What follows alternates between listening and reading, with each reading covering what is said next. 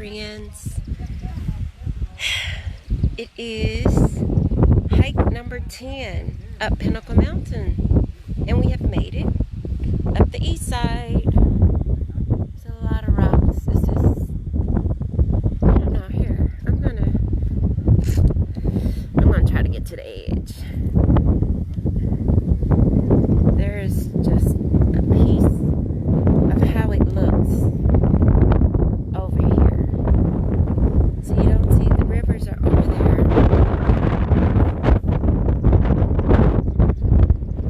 But this is the east side. We went the east side, Michael. It took us about 50 minutes.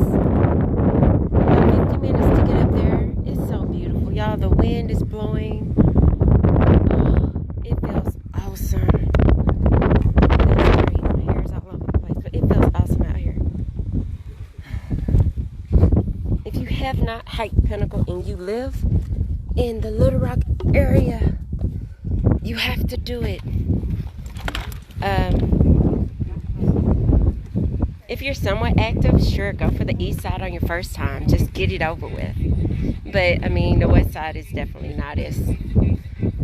When I finished the east side last week, my back was actually hurting. Like, I felt muscles. I felt muscles in it, and it was like, muscles were aching. But, it's worth it, y'all. Hey, David. Hey, Michelle. But, you know, I just want to get on here. I'm going to come over here. I've never... Here. Oh, Jesus, bless me, Lord. I'm going to show y'all where I'm walking. I haven't been over this way before. Oh, Lord, bless me. So it is definitely rocky. It's a lot of rocks. You have to be really careful. I don't even know if y'all can hear me because the wind is blowing. The humidity, I mean, down there, I'm sure it still does, but it feels good up here. Like, the wind is blowing. I mean, I don't mind a good sweat. It makes me feel good, and I'm like, hey, maybe I'm burning more calories when I sweat. But look, it is so beautiful. It is beautiful. There's more stuff, but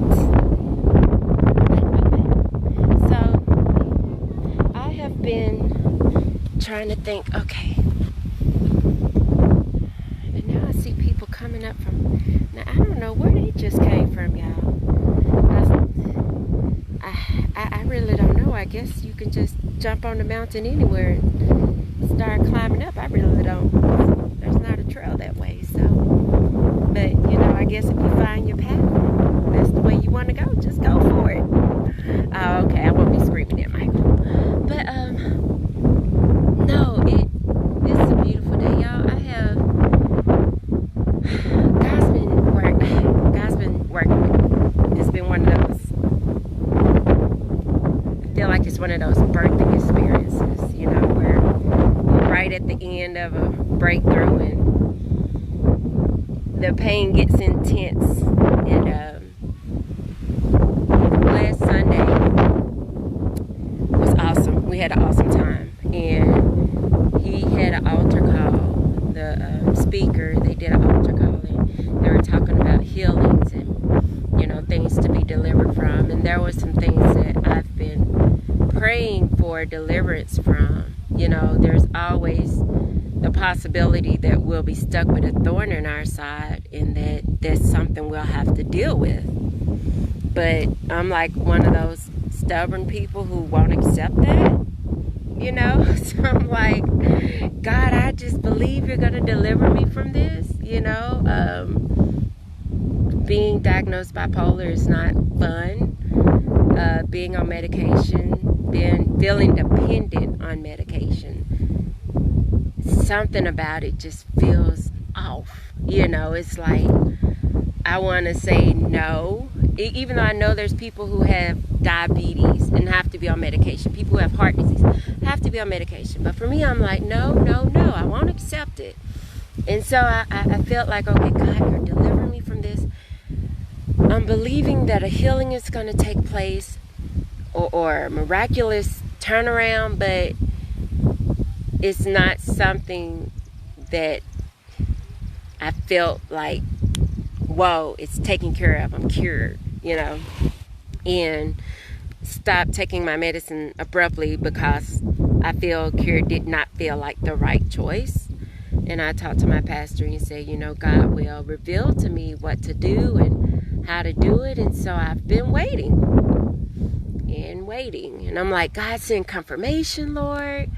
Lord, give me some dreams. I'm like, send me something. Let me know that I'm good, to where I can feel a peace about not being on medication. Or I can feel a peace about feeling like I'm delivered. And, I haven't got it yet. And that's hard.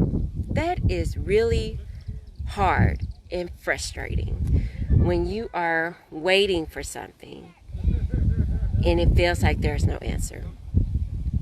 Hey, Michelle. Hey, sissy. It's hard when you are waiting for healing and you don't get it. I remember when I was physically in really bad shape. I had really hard time walking. I was very overweight. Couldn't walk for no more than like 15 minutes without being in severe pain. And I remember being in wheelchairs and being on crutches. And an elderly woman, after a service, she came to me and she told me, she said, you're going through something, but the stuff you're going through is for a reason. And she told me that, and I held on to that. I'm like, she's like, when you come out, it's gonna be your testimony. And so when I finally got off the crutches, when I finally was able to walk, and then I was running, and I was just like, Lord, He did it. God, y'all, when I say God had to heal my feet, I had the surgeries, but I know people who've had the surgeries and it didn't work. They still was in a lot of pain. But the doctors, even after the surgeries, told me I would not be able to run, I'll still have some limitations. But God did His thing. I'm in better physical shape than even before, maybe because I didn't do much before the surgeries. But God did that. And so I am waiting on God, and I'm learning how to be patient. There's things that we have to deal with in life that God has His own timetable. He's sovereign. So, it's kind of like he has all power. He can do it. There's always that question of, will He do it? But no matter what, whether He do it or not,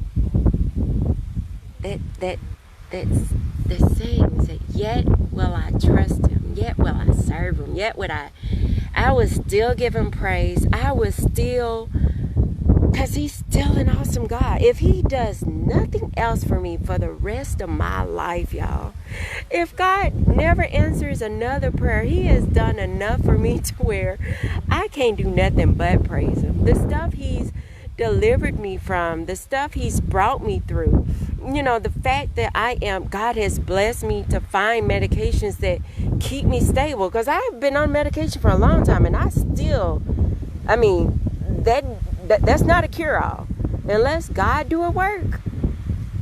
You can be on medication and still be in misery, but God's blessed me to have some peace and find happiness and joy in the midst of it.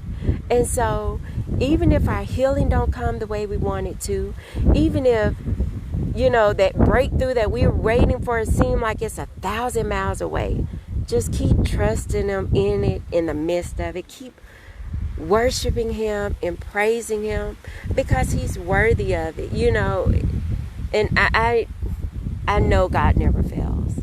I know He never fails. And I'm like, Lord, I will just trust You.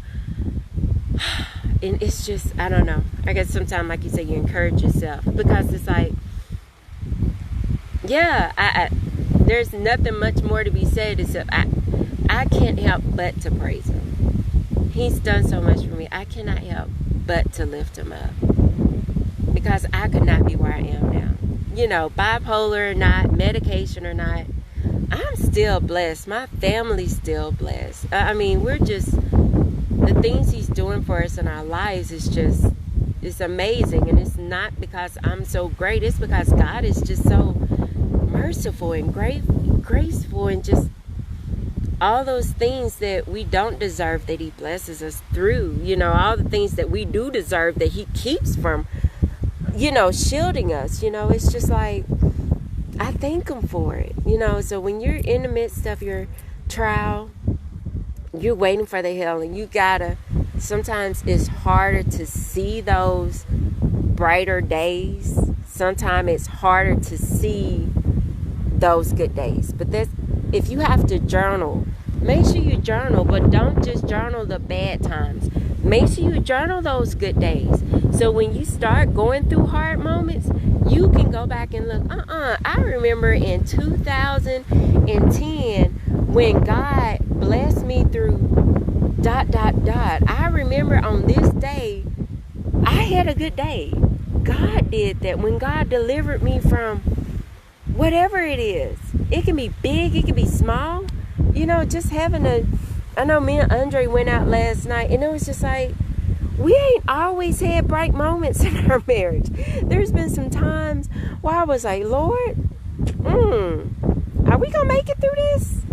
You know, there were some times where it was just like, it wasn't fun. But I can look back on August 9th and go, he is awesome. And look back on August 8th and go, I had an awesome time with my husband, and we didn't just do a lot, but it was great. So make sure you journal those good moments, even if it's just a couple of sentences, so you can go back and look on the great things that God has done. I hope everyone have a blessed week. You know, I pray for those who are going through things right now, and those who are sick, who have those in their life that's sick, whether it's by COVID or some other thing. God, y'all, I just pray that God bless you through this moment. And remember, he's beside you. He is walking with you through the fire. You know, we walk through the fire. Don't just sit in it and think you gotta get burned and dwell in the midst of it. Go through your trials, because there's a brighter day on the other side. It is so, I mean, there's so much waiting for us on the other side of those mountains and on the other side of those trials. Okay, y'all, I will end it. I love you all. I'm glad to make it up hike number 10. This is hike number 2 up east side. So my kids made it up here. They actually did better on the east side than on the west side, which is just mind-boggling. But I guess they enjoy climbing rocks a lot more. So, but it was a good hike, and so I'm glad that I believe everyone's gonna be okay. I'm serious. I'm praying, y'all. For those of you, I know a lot of you do not know her. Just the name Sonia Lynch. Y'all pray for her. She's a dear sister at our church. She's hanging on, and she's a wonderful woman of God, wonderful spirit. Pray for her. For those of you who don't know her, just pray for Sonia. She's in the hospital right now, not doing well. But I know God is a healer, y'all. I know God can do it. So just pray for her. And I love you all. All right. Catch you later. Hopefully catch you next week on top of Pinnacle Mountain.